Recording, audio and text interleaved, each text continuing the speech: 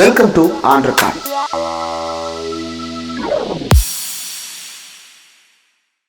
Welcome to on record. இன்றைக்கு நம்மோடு நேர்காணலுக்காக சிறப்பு விருந்தினராக திராவிட முன்னேற்ற கழகத்திலிருந்து செய்தி தொடர்பாளர், எழுத்தாளர், ஆய்வாளர் சூர்யா கிருஷ்ணமூர்த்தி அவர்கள் இணைந்திருக்கிறார். அவரோடு பேசலாம். ஐயா வணக்கம். வணக்கம்.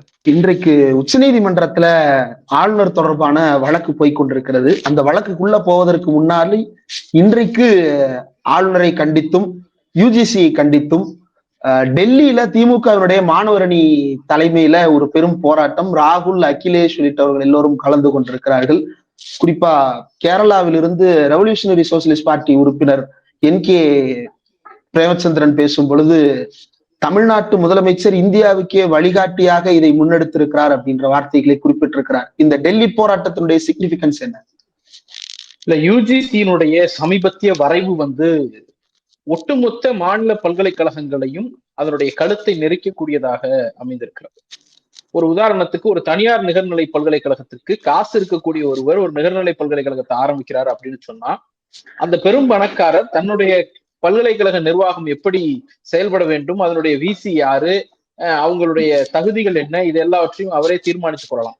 அப்போ ஒரு பெரும் பணக்காரருக்கு இருக்கக்கூடிய அந்த அதிகாரம் கூட நிலம் கொடுத்து, இடம் கொடுத்து, பல்கலைக்கழகத்தை கட்டி, பல்கலைக்கழகத்துக்கான சட்டத்தை உருவாக்கி, மாணவர்களை தேர்ந்தெடுத்து, ஆசிரியர்களை தேர்ந்தெடுத்து, அவங்களுக்கு சம்பளம் போட்டு, பென்ஷன் போட்டு ஒரு பல்கலைக்கழகத்தை நிர்வகிக்கக்கூடிய மாநில அரசுக்கு இல்ல.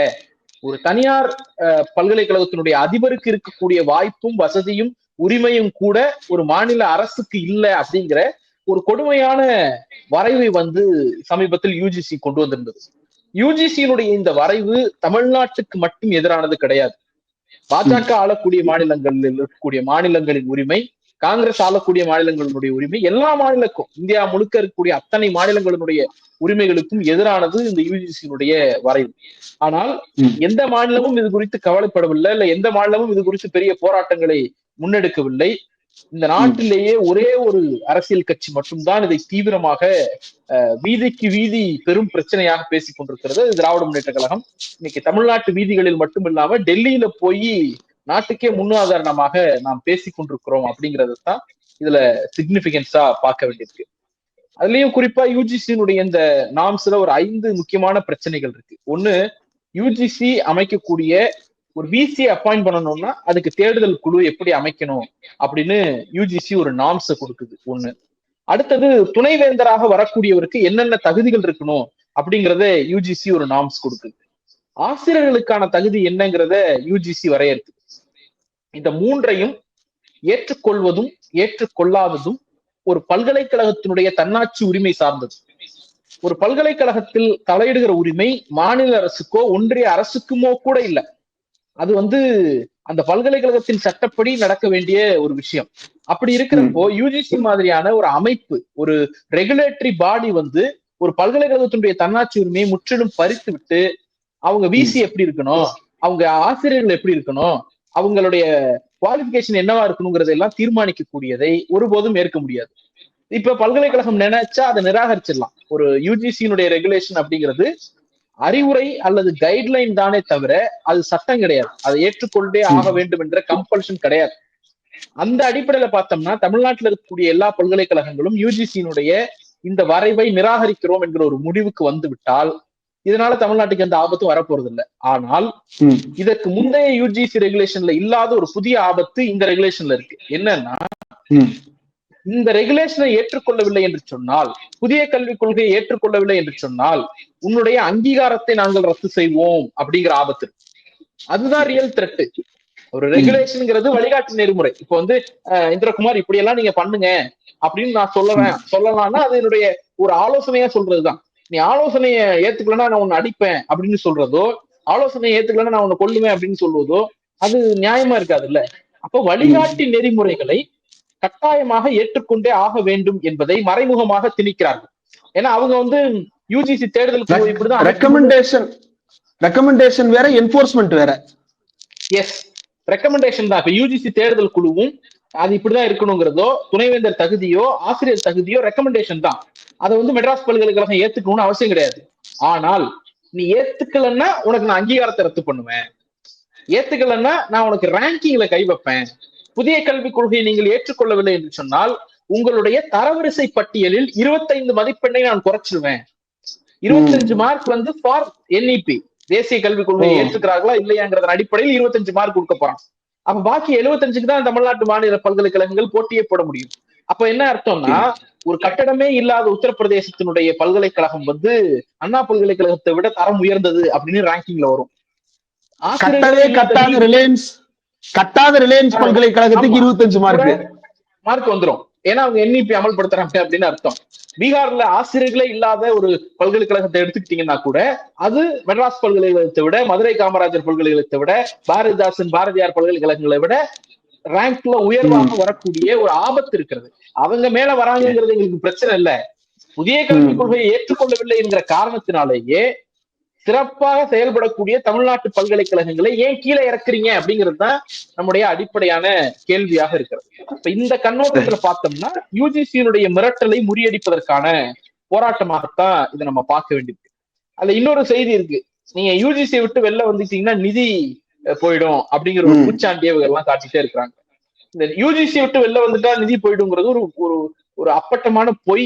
அதுக்கு இணையான ஒரு பூச்சாண்டி கதை வேற கிடையவே கிடையாது.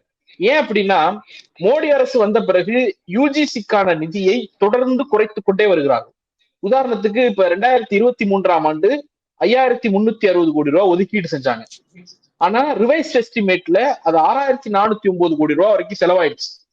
அப்ப 6400 கோடி ரூபாய்க்கு மேலதானே நீங்க நிதி ஒதுக்கணும்.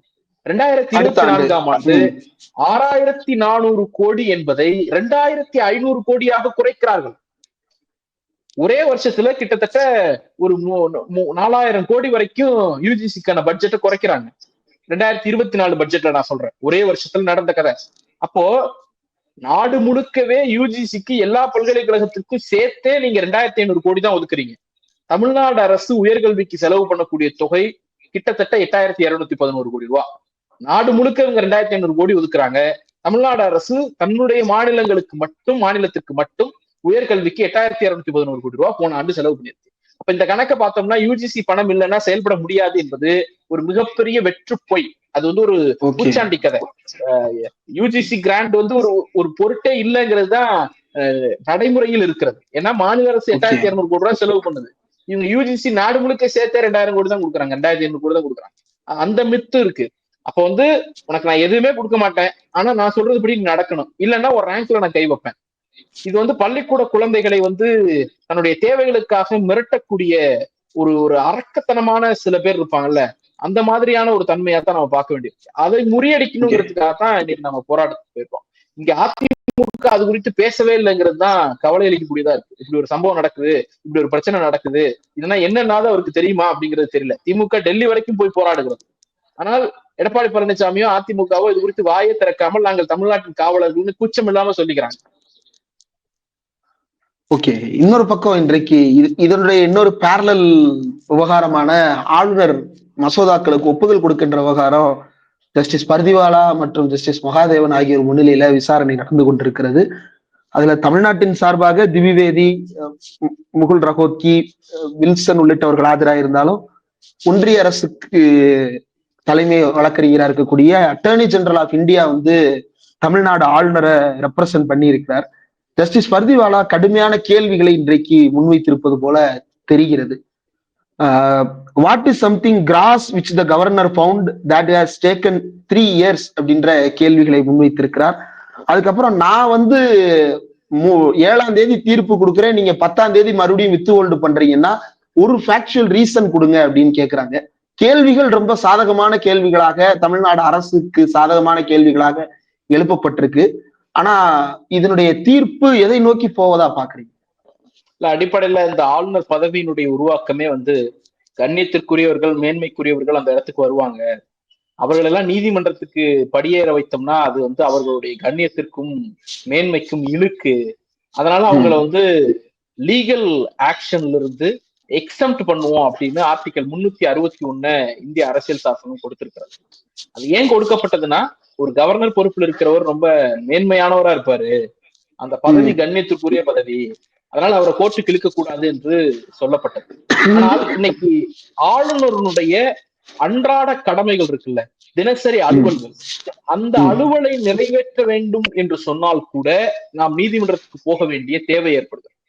அவருடைய ரெகுலர் டியூட்டிக்கு கூட நம்ம போய் கோர்ட்டு கதவை தட்ட வேண்டிய அவசியம் இருக்கு.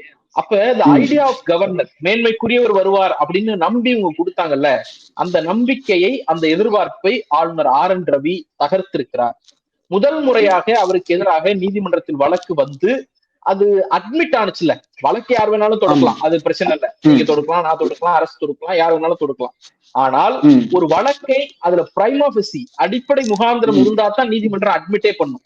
அப்ப ஆளுநருக்கு எதிரான ஒரு வழக்கை நீதிமன்றம் அட்மிட் பண்ணுச்சுல, அன்னைக்கே ஆளுநர் பதவிக்கான கண்ணியத்தை கெடுத்து விட்டவராக மாறிவிட்டார் ஆர்.என். ரவி. நியாயமா மானஸ்தனா இருந்தா ராஜினாமா பண்ணிட்டு வெளில போயிருக்கணும். ஆனால் அவருக்கு அதுக்கான வாய்ப்பு இல்லை, அது அந்த பின்புலத்திலிருந்து அவர் வரவில்லை. அப்படிங்கிற காரணத்தினால் நம்ம அதெல்லாம் அவர்கிட்ட அந்த மேன்மை கண்ணியம் இதெல்லாம் அவர்கிட்ட நம்ம எதிர்பார்க்க முடியாது. இப்ப இந்த பிரச்சனைக்கு நேரடியா வந்தோம் அப்படின்னா, இந்த வழக்கு வந்து தொடர்ச்சியாக நம்ம ஒரு பில்லுல பெண்டிங் வச்சிருக்காரு அப்படிங்கிறது குறித்து நம்ம நீதிமன்றத்தினுடைய கதவுகளை தட்டி இருக்கிறோம். இப்ப சமீபத்துல தமிழ்நாட்டினுடைய 6 முக்கியமான பல்கலைக்கழகங்களுக்கு துணைவேந்தரை நியமிக்க முடியல அப்படின்னு சொல்லி நீதிமன்றத்துக்கு போயிருக்கோம். இதெல்லாம் குமுலேட்டிவா தான் அங்க விசாரணை நடந்துட்டு. இதுல முக்கியமான 3 விஷயத்த வந்து நீதிமன்றம் தன்னுடைய பரிசீலனைக்கு எடுத்துருச்சு. ஒண்ணு ஆர்டிகல் 111, ஆர்டிகல் 200, ஆர்டிகல் 201. இந்த 3 முக்கியமான சட்டங்களை நீதிமன்றம் இன்றைக்கு விவாதிக்கிறது. ஏன் விவாதிக்கிறதுன்னு நான் சொல்றேன் அப்படின்னா, இந்த வழக்கு நேற்று முன்தினம் விசாரணைக்கு வந்த போது ஒரு 8 கேள்விகளை நீதிமன்றம் எழுப்பியது. இந்த ஆர்டிகல் 200, 201, 111 இந்த அடிப்படையில் ஒரு 8 கேள்விகளை எழுப்பி அரசு தரப்பும் சரி, ஆளுநர் தரப்பும் சரி, ஆளுநர் தரப்புங்கிறது வேற யாரும் கிடையாது, யூனியன் கவர்மெண்ட். ஏன்னா யூனியன் கவர்மெண்டோட ஏஜி தான் அங்க ஆஜராயிருக்காரு, அட்டார்னி ஜெனரல் தான் ஆஜராயிருக்காரு. அப்ப நாம சொல்றோம்ல, அவர் வந்து ஒன்றிய அரசின் ஏஜென்டாக இருக்கிறார், ஒன்றிய அரசின் காவலாளியாக இருக்கிறார், அவர் ஒரு ஒரு ஏஜென்ட் வேலை பாக்குறவர் நம்ம சொன்னோம்ல, அது உண்மையான ஏஜி ஒத்துட்டாரு, இல்லைன்னா அவரையும் ஆஜராகணும். இவங்க தனியா வழக்கறிஞர் வச்சிருக்க வேண்டியதானே. ஒன்றிய அரசினுடைய அதிகாரப்பூர்வ ஏஜ் வந்து இவருக்காக ஆஜராகிறார் அப்படின்னா, இவர் பண்ணக்கூடிய எல்லா இல்லீகல் ஆக்டிவிட்டிக்கும், அதாவது கான்ஸ்டிடியூஷனை மீறக்கூடிய எல்லா நடவடிக்கைக்கும் ஒன்றிய அரசு வந்து ஆதரவு தெரிவிக்கிறது, அதை நியாயப்படுத்தி நீதிமன்றத்துல வந்து வாதிடுகிறது அப்படின்னு தான் அர்த்தமாகுது. அப்போ இந்த வழக்கே உள்ள எப்படி நடக்குதுன்னா, ஒன்றிய அரசுக்கும் மாநில அரசுக்குமான விவாதமாக மாறி இருக்கிறது. பல ஆண்டு காலமாக நாம் எதிர்பார்த்த ஒரு விவாதம், அரசியல் சாசன சபையில் நடந்திருக்க வேண்டிய ஒரு விவாதம், நாடாளுமன்றத்திற்குள் நடந்திருக்க வேண்டிய ஒரு விவாதம், துரதிருஷ்டவசமாக அரசியல் நிர்ணய சபையிலோ நாடாளுமன்றத்திலேயோ இத்தனை ஆண்டு காலம் நடக்காத ஒரு விவாதத்தை நீதிமன்றம் நடத்துகிறது. ஒரு 8 கேள்வியை கேட்டு இந்த 3 செக்ஷன்லயும் அரசு தரப்பு, மாநில அரசு தரப்பு என்ன நினைக்குது, ஒன்றிய அரசு தரப்பு என்ன நினைக்குதுன்னு 2 தரப்பையும் வாதிட விடுகிறார்கள். அப்ப லிட்டரலா சொல்லணும்னா, ஒரு கான்ஸ்டிடியூஷனல் அசம்பிளி டிபேட் வந்து கோர்ட்டுக்குள்ள நடந்துட்டு இருக்கு. சட்டத்தை எப்படி வியாக்கியானம் சொல்லணும், அதை எப்படி புரிந்து கொள்ள வேண்டும் அப்படிங்கிறது குறித்து நீதிமன்றத்திற்குள்ளே ஒரு விவாதம் நடந்துட்டு. அப்ப திமுகவினுடைய வழக்கு எவ்வளவு சிக்னிபிகன்ட் அப்படிங்கிறத பார்க்கணும். இது ஒரு பெஞ்ச்மார்க்கான வழக்கு. நாளைக்கு எல்லா பாதிக்கப்படக்கூடிய அத்தனை மாநிலங்களுக்கும் இது வந்து ஒரு பாடமாகவும் வழிகாட்டியாகவும் ஒளியாகவும் இருக்க போற வழக்கு. நான் இதை எப்படி ப்ரெடிக்ட் பண்றேன் அப்படின்னா, நியாயமான முறையில் இது போன தடவை வந்து உட்கார்ந்து பேசுங்கன்னு சொல்லி முடிச்சு வச்சது போல இல்லாமல், ஆளுநருடைய இந்த ஏதேச்சிகார போக்கிற்கு எதிராக சட்டப்படியான தீர்ப்பு ஒண்ணு வரும், ஒரு கான்கிரீட்டான ஜட்ஜ்மெண்ட் ஒண்ணு வரும் அப்படின்னு சொன்னா, எஸ்ஆர் பொம்மை வழக்குல பிரிவு 356க்கு எதிரான கடிவாளம் போடப்பட்டது போல ஆளுநர்களுடைய அடாவடிக்கு எதிராக கடிவாளம் போடக்கூடிய ஒரு வழக்கு எம்கேஎஸ் தொடர்ந்த இந்த வழக்காக இருக்கும், தமிழ்நாடு அரசு தொடர்ந்து இந்த வழக்காக இருக்கும். அப்படி ஒரு ஹிஸ்டாரிக்கல் இம்பார்ட்டன்ஸ் கொண்ட வழக்கு இந்த வழக்கு. அந்த பின்புலத்திலிருந்து அந்த கேஸை நம்ம பார்க்க வேண்டியிருக்கு. இதுல நம்ம வந்து கவர்னர் திருப்பி அனுப்புன ஒரு மசோதாவை நாம் மறுபடியும் சட்டமன்றத்துல நிறைவேற்றி அனுப்புறோம்.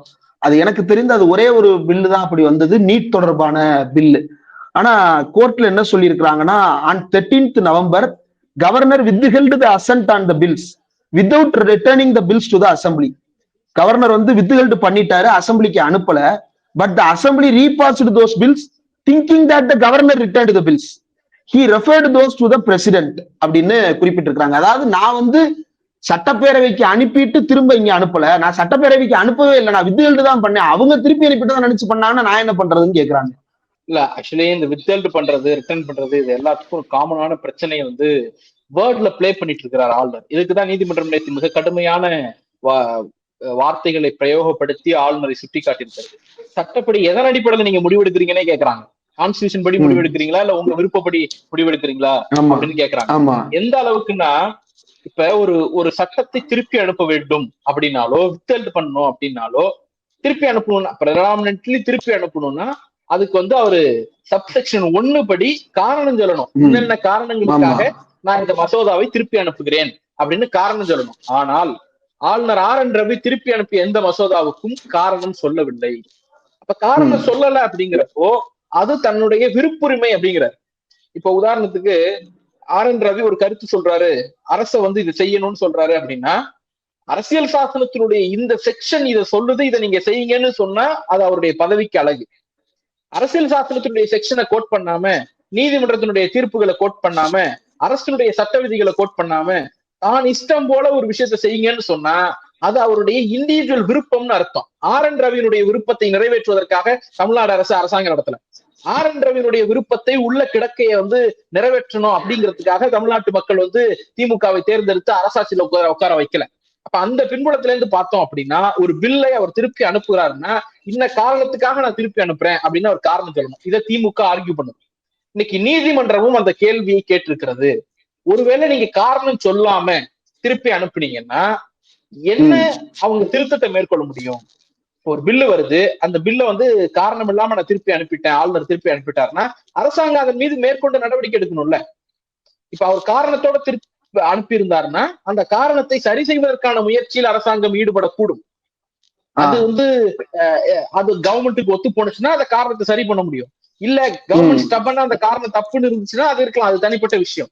ஆனால் காரணமே இல்லாம நீங்க பில்ல ரிட்டர்ன் பண்றீங்கன்னா அப்ப கவர்மெண்ட் அது மீது என்ன ஆக்ஷன் எடுக்க முடியும்? இதை நம்ம கேட்கல, நீதிமன்றம் நேரடியாக கேட்டிருக்கு. நம்ம இப்ப பேசிக் கொண்டிருக்கிற போது அந்த வழக்கு அங்கே ஆர்கியூமெண்ட்ல இருக்கு. நீதிமன்றம் நேரடியாக இதை சுட்டி காட்டி கேட்கிறார். அப்ப அதுக்கு ஆளுநர் தரப்புல பதில் இல்ல, ஏன் இஷ்டப்படிதான் நடப்பேன் அப்படிங்கிற இடத்துக்கு நிக்கிறாங்க. எல்லாவற்றை விட பெரிய கொடுமை இன்னைக்கு நீதிமன்றத்தில் நடந்திருக்கிறது. தமிழ்நாடு அரசு சரி, தமிழ்நாட்டு மக்களும் சரி மிக கடுமையாக எதிர்வினையாற்ற வேண்டிய ஒரு கொடுமையை ஆளுநர் உள்ள செய்திருக்கிறார். என்னன்னா, இந்த வைஸ் சான்சலர் அப்பாயின்மெண்ட் குறித்து பேசுகிற போது ஏங்க 6 இதுக்கு நீங்க பெண்டிங் வச்சிருக்கீங்க அப்படிங்கிற கேள்வி வருகிறது. அதற்கு ஒரு பதில் என்ன சொல்றாங்கன்னா, அதாவது மாநில முதலமைச்சரே ஒரு வைஸ் சான்சலரை அப்பாயிண்ட் பண்றதுக்கான சூழல் உருவாகிவிடும். அப்படி உருவாகிவிட்டால் அது நேஷனல் இன்ட்ரெஸ்டுக்கு எதிராக இருக்கும் என்கிற காரணத்தினால் நாங்க வித்ஹெல்ட் பண்ணிருக்கோம், நாங்க அதை நிறுத்தி வச்சிருக்கிறோம். நீங்க தேசிய நலனுக்கு எதிராக செயல்பட வேண்டும் என்று விரும்புகிறீர்களா அப்படின்னு நீதிமன்றத்தை நோக்கி ஏஜி கேட்கிறாரு. யாருக்காக? ஆளுநருக்காக. அதனுடைய பாட்டம் லைன் என்ன? தமிழ்நாடு அரசு தன்னுடைய சொந்த சட்டத்தின் அடிப்படையில் சொந்த மாநில மக்களுக்காக சொந்த நிதியில கட்டின ஒரு பல்கலைக்கழகத்திற்கு தமிழ்நாட்டினுடைய முதலமைச்சர், தேர்ந்தெடுக்கப்பட்ட முதலமைச்சர், நாங்க திமுக தலைவருக்கு உரிமை கேட்கல, தேர்ந்தெடுக்கப்பட்ட மக்களால் தேர்ந்தெடுக்கப்பட்ட தமிழ்நாட்டின் முதலமைச்சருக்கு உரிமை கேட்கிறோம். அந்த முதலமைச்சர் ஒரு விசியை நிர்வாகம் பண்றதுக்கு நியமிச்சா அது தேச நலனுக்கு எதிரானதுன்னு இவங்க சொன்னாங்கன்னா அது எவ்வளவு பெரிய அயோக்கியத்தனம். அண்ணா பல்கலைக்கழகத்தினுடைய விசியை முதலமைச்சர் அப்பாயிண்ட் பண்ணா அது தேச நலனுக்கு எதிரானதான். மெட்ராஸ் பல்கலைக்கழகத்தினுடைய விசியை முதலமைச்சர் அப்பாயிண்ட் பண்ணா அது தேச நலனுக்கு எதிரானதான். எங்க இருந்து? பீகார்ல இருந்து உட்கார்ந்துக்கிட்டு எங்க பல்கலைக்கழகத்தினுடைய விசி யாரு, டீச்சர்ஸ் யாருன்னு தீர்மானிக்கக்கூடிய அதிகாரத்தை வச்சுக்கிட்டு ஆடுற ஆட்டம் இருக்குல்ல, அது எங்க இருந்து வருகிறது? அது தேச நலனுக்கு எதிரானது இல்லையா? அப்போ இவங்க எல்லாவற்றையும், இவங்களுடைய எல்லா அயோக்கியத்தனங்களையும் தேச நலன் அப்படிங்கிற அந்த போர்வைக்குள்ள புகுந்துகிட்டு ஆன்டி நேஷனல் இவங்க தான். ஒரு மாநில பல்கலைக்கழகத்தை சிதைக்கணுங்கிற நோக்கத்தோடு செயல்படக்கூடிய இவர்களைத்தான் நம்ம ஆன்டி நேஷனல்னு சொல்ல வேண்டியிருக்கு. அப்ப இவ்வளவு மோசமான ஒரு முன்னுதாரணத்தை நீதிமன்றத்திற்குள் இன்றைக்கு ஆளுநர் தரப்பு வைத்திருக்கிறது. இது துளியும் ஏற்றுக்கொள்ள முடியாத விஷயம். எந்த அளவுக்குன்னா, ரொம்ப சிம்பிள்ங்க. ஊர்ல போய் கேட்டீங்கன்னா சொல்லுவான், நிலம் என்னோடது, வீடு என்னோடது, வீட்டுல இருக்கக்கூடிய பர்னிச்சர் அது இது எல்லாம் என்னோடது. வாட்ச்மேன் போடக்கூடிய அதிகாரத்தை நான் ஏன் எய்த்த வீட்டுக்காரன்ட்ட கொடுக்கணும்? அது என்கிட்ட தானே இருக்கணும். இல்ல, எய்த்த வீட்டுக்காரன் வாட்ச்மேன் போட்டாதான் அது தேச நலனுக்கு உகந்தது, நீ ஏன் உன் வீட்டுக்கு வாட்ச்மேன் போட்டுட்டேன்னா அது தேச நலனுக்கு எதிரானது அப்படின்னு ஆர்கியூ பண்றது எவ்வளவு பெரிய அயோக்கியத்தனமான வாதம். அந்த வேலையை இன்றைக்கு ஆளுநர் தரப்பு உச்ச நீதிமன்றத்தில் செய்திருக்கிறார். இது வன்மையாக கண்டிக்கத்தக்கது. இந்த வழக்கு நாளை காலை 10:30 மணிக்கு தொடரும் என்று அறிவித்திருக்கிறார்கள். தொடர்ந்து நாளையும் வாய்ப்பு இருந்தால் கூட அந்த வழக்கினுடைய நீட்சி குறித்து நம்ம பேசலாம். இவ்வளவு நேரம் ஒதுக்கி இந்த நேர்காணல் தந்ததற்கு மிக்க நன்றி.